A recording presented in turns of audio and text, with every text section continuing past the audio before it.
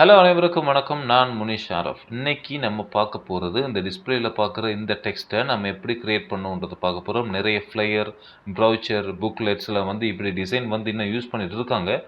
ஒரு கிரியேட்டிவா அழகா இருக்கும். இத நம்ம எப்படி கிரியேட் பண்ண போறோம் அப்படின்ட்டு பார்க்க போறோம். இதே டெக்ஸ்ட்ட நீங்க YouTubeலயோ, Googleலயோ சர்ச் பண்ண ஸ்டார்ட் பண்ணீங்கன்னு சொன்னால், உங்களுக்கு அவங்க வீடியோ போட்டிருப்பாங்க. பட் அவங்க சரியா போட்டிருப்பாங்க. ஆனா 20 நிமிஷம், 30 நிமிஷம் வச்சு செஞ்சிருப்பாங்க உங்கள. காலம் போற போக்குல மனுஷனுக்கு இருக்கிற வேலைப்பளுவுல இந்த காலத்துல யாருமே ஒரு பிசிக்கு முன்னாடி 20 நிமிஷம், 30 நிமிஷம் எல்லாம் டைம் ஸ்பெண்ட் பண்ண மாட்டான் சினிமாவ தவிர. அப்படி இருக்கும்போது நான் உங்கள வச்சு செய்யல. ஒரு 5 நிமிஷம் நான் செஞ்சத வச்சிருக்கேன். நீங்க பாருங்க. வாங்க வீடியோக்குள்ள போலாம்.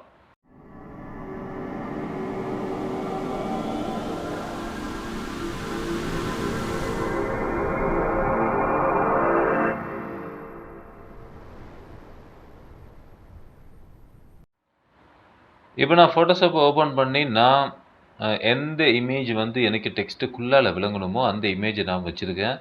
இத மறுபடியும் காப்பி பண்ண போறேன்.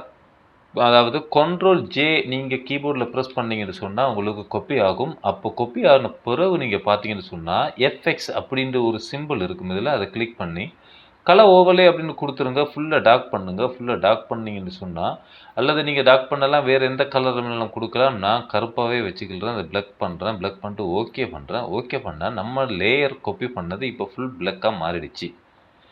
இப்ப இத ஹைட் பண்ணேன்னு சொன்னா, எனக்கு பேக்கிரவுண்ட் விளங்கும். இத அன்ஹைட் பண்ணேன்னு சொன்னா, எனக்கு விஷுவல் பிளாக் மட்டும் தான் விளங்கும்.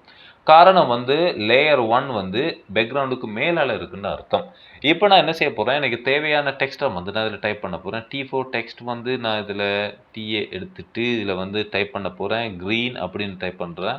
ஃபுல்லா கேப்ஸ்ல டைப் பண்றேன். மறுபடியும் மூவ் டூல்ல கிளிக் பண்ணுங்க. ஷிஃப்ட்ட ஹோல்ட் பண்ணுங்க. மவுஸ இப்படி பிடிச்சிட்டு டிராக் பண்ணுங்க. உங்களுக்கு தேவையான சைஸ்ல நீங்க பெருசு பண்ணுங்க. பெருசு பண்ணிட்டு உங்களுக்கு தேவையான பிளேஸ்ல இத அப்படியே ஷிஃப்ட் பண்ணுங்க. ஷிஃப்ட் பண்ணி என்டர் பண்ணுங்க.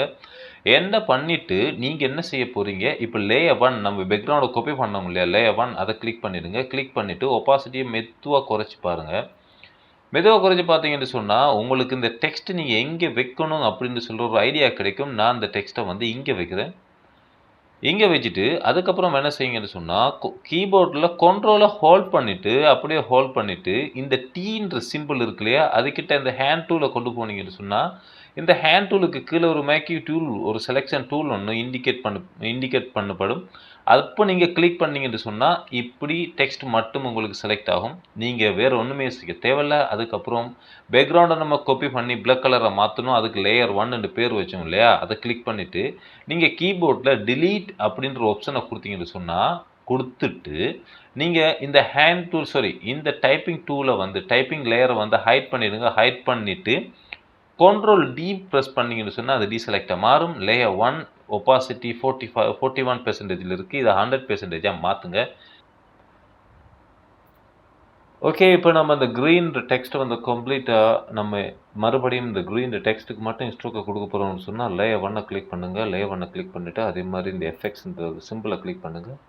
இதுல ஸ்ட்ரோக்ன்ற ஆப்ஷன் இருக்கும். ஸ்ட்ரோக்க கிளிக் பண்ணிட்டு, நீங்க பார்த்தீங்கன்னு சொன்னா, ஒயிட் கலர் ஷேடோ உங்களுக்கு ஸ்ட்ரோக் வரப்போது. சைஸ கொஞ்சம் இன்கிரீஸ் பண்ணுங்க. இன்கிரீஸ் பண்ணிட்டு பார்த்தீங்கன்னா, இது உங்களுக்கு சூட்டபிள் இல்ல.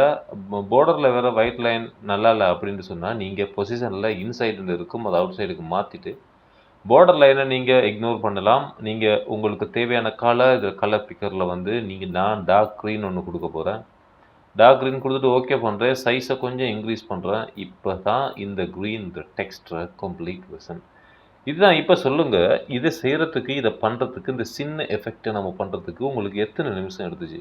உண்மையிலே சொல்லப்போனா ஒரு 3 தொடக்கம் 4 நிமிஷம் ஒரு பிகினருக்கு. இதே ஒரு Photoshopல எக்ஸ்பர்ட் ஆனாக்க செகண்ட் வாய்ஸ்ல செஞ்சுட்டு போவாங்க இதெல்லாம். ஸோ இந்த வீடியோல உள்ள கன்டென்ட் உங்களுக்கு பிடிச்சிருந்தா கட்டாயம் ஷேர் பண்ணுங்க. சப்ஸ்கிரைப் பண்ண மறக்காதீங்க. அடுத்த வீடியோல சந்திக்கலாம். Thank you.